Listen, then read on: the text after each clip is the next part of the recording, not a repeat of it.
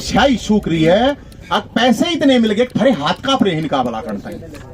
एक भी अगर कर्मचारी को हटा दिया गया तो मैं अगले ही दिन उस कर्मचारी को लेकर मुख्यमंत्री के पास पहुंचूंगा सीधा। कदे कोई नहीं सोचता हो कि मैं बड़ा डॉक्टर हूं और पीजीआई में इलाज भी हो जाएगा। प्लास्टिक के कीड़े पड़ेंगे, प्लास्टिक के सभी नेता किसी भी तरह का इन्वॉल्वमेंट पा गया ना भाई, ध्यान रख लियो। सब ने ओपन करे, पोस्टर लगवाऊंगा सारे पीजीआई में, ध्यान रख लियो। तैयार हो ना सारे, मुट्ठी बंद करके दिखा जाओ बात करके। अगर जरूरत पड़ रही है मुख्यमंत्री साहब एक मंत्री बना दीजिए अलग से। कोरोना था, चल रहा था, कोविड का मामला था, तो उस टाइम पे तो मिनट ये छोड़ दिए। भूत तो नहीं हो ना, और ये भूत नहीं है कोई, कभी नहीं सोचता होगा भूत बात आ रही है। सरकार साथियों का बहुत बहुत धन्यवाद, आप लोग आए। ये जितने भी पीछे कर्मचारी हैं ये सारे पीजीआई के कर्मचारी हैं और ये ठेकेदार के अंडर में काम करते हैं। सरकार के अकॉर्डिंग तो ठेकेदारी बंद हो चुकी है और ये पिछले 1.5-2 साल से बहुत ताकत लगा रहे हैं, बेचारे परेशान हैं कि इनको इस कारण के अंडर में लिया जाए। यही बात है ना भाई। अब समझ में ये नहीं आ रही है कि मिली भगत किस किस की, अकेला ठेकेदार तो खा नहीं सकता। तो मैं पीजीआई का जो वाइस चांसलर है मैडम जी, उनसे पूछना चाहता हूं पैसा मिलता है या प्रेशर की इनके साथ ज्यादती हो रही है, या जो रजिस्ट्रार है भी पैसा ले रहा है या प्रेशर ले रहा है या डायरेक्टर है। कह रहे हैं कि कोर्ट में है मामला, कोर्ट में कोई मामला नहीं, हाई कोर्ट मना, देखा ना हाई कोर्ट का डिसीजन। सर मैंने मैडम से पर्सनली बात की है, मैं उनके एक मिनट, ड्यूटी कर रही हूं। ये मैडम बार-बार कह रही है कि भाई आओ कोर्ट में जाओ। हाँ, ये कोर्ट का फैसला है, हाई कोर्ट का। उन्होंने खुद ये कहा कि आप निचली अदालत में जाओ और ये मामला कर्मचारियों का नहीं है, ये प्रशासन का और ठेकेदार का है। ये नीचे आए, ये डिस्ट्रिक्ट कोर्ट का मंगलेश चौबे जी हैं यहाँ पे जज साहब, उन्होंने कहा ये मामला जो है प्रशासन और ठेकेदार का है, वो जा सकते हैं। इसमें एग्जैक्ट उन्होंने अपनी जो लैंग्वेज है, in the consider view of the court of the prayer merit every citizen of the country of the fundamental right decide whether work under private company thought company under some other authority thought a portal that despite a between PGIMS Rohtak और company and employee the company not be allowed suffer, therefore the free get themselves registered HKRN portal according to the which manner want to are the near bond labor the company for the PF। मतलब देसी भाषा में इसका है कि रोड़ा है ठेकेदार का और पीजीआई का, कर्मचारी सफर नहीं करेगा इसमें। ये लिख रखा समझ में नहीं आता क्या अथॉरिटी को, वीसी को समझ में नहीं आ रहा, रजिस्ट्रार ने नहीं आ रहा है, या किसने नहीं आ रहा। और इसमें कुछ नेताओं की इन्वॉल्वमेंट बताई जा रही है कि कुछ नेता हैं जो कि उगाही करते हैं और ये साल का कम से कम 2 से 2.5 करोड़ रुपया गड़बड़ घोटाला है। माननीय मुख्यमंत्री नायब सिंह सैनी साहब से यह रिक्वेस्ट है तो इस मामले को तुरंत संज्ञान में लें।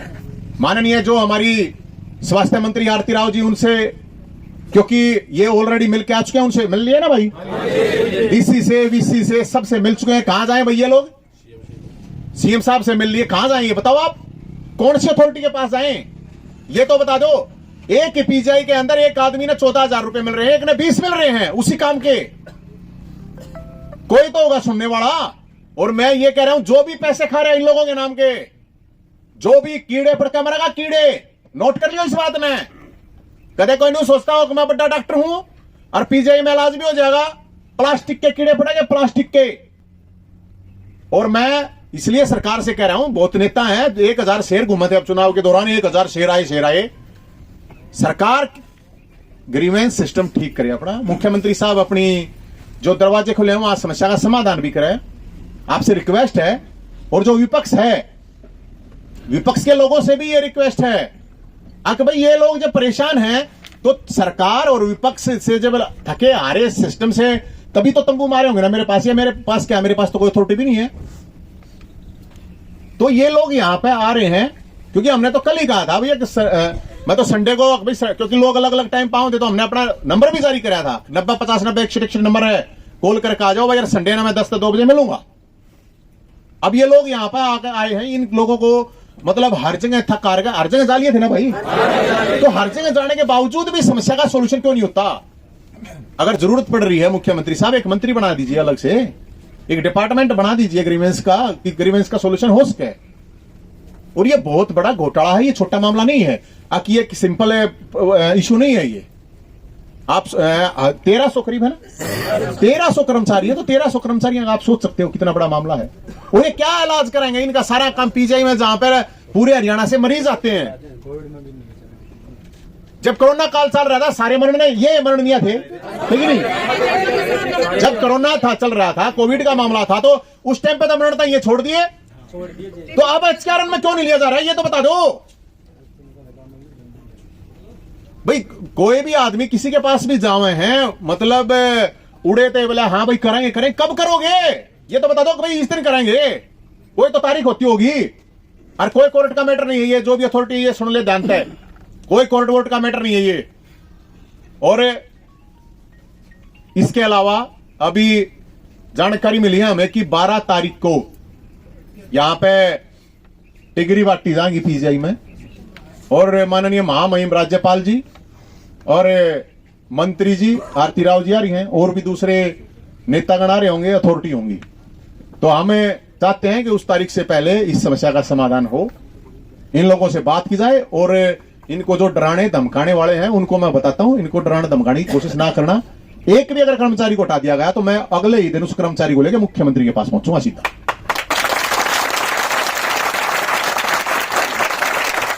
और 12 तारीख को हम शासन से, प्रशासन से ये अपील करते हैं कि हम उनसे, माननीय राज्यपाल जी हैं क्योंकि वो अथॉरिटी हैं पीजीआईएमएस की, यूनिवर्सिटी है वो ऑलरेडी, तो उनके वो चांसलर हैं, और जो स्वास्थ्य मंत्री हैं आरती राव जी, उनसे रिक्वेस्ट है कि हम आप लोगों के सामने आ रहे हैं उस दिन अपनी समस्या लेके, और इसको कोई प्रोटेस्ट ना मानेंगे भी, कोई प्रोटेस्ट है, प्रोटेस्ट नहीं है।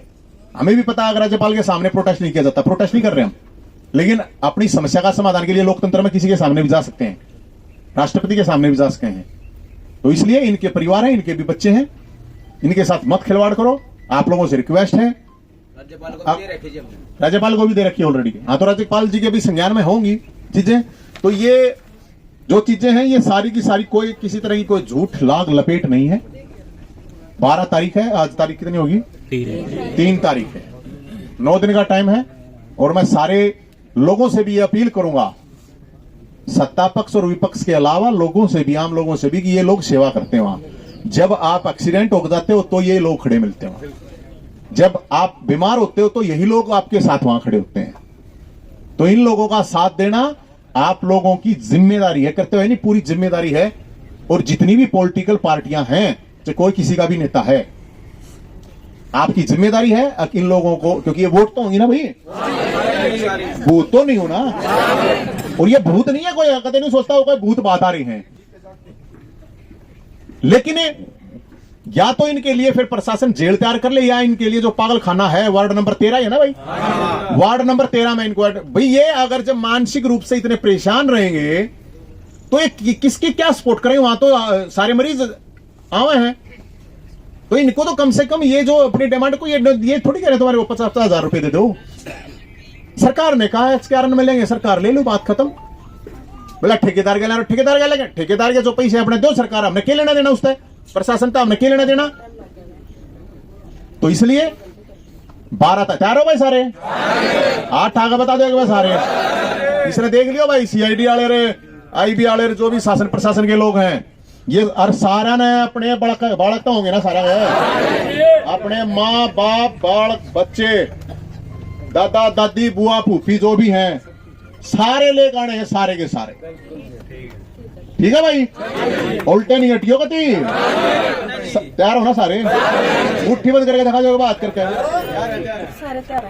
ये पीड़ित लोग हैं, यहाँ कोई ये पॉलिटिकल पार्टी के कोई वर्कर नहीं है, कोई ये कहिए तो पक्ष वाले हैं, विपक्ष वाले हैं, आम लोग हैं पीजीआईएमएस, जो कि पूरे हरियाणा से, आप सोच के देखिए 1300 लोग जब मेंटली प्रेशर में हैं, वो किसका क्या वो करेंगे भाई, क्या काम करेंगे।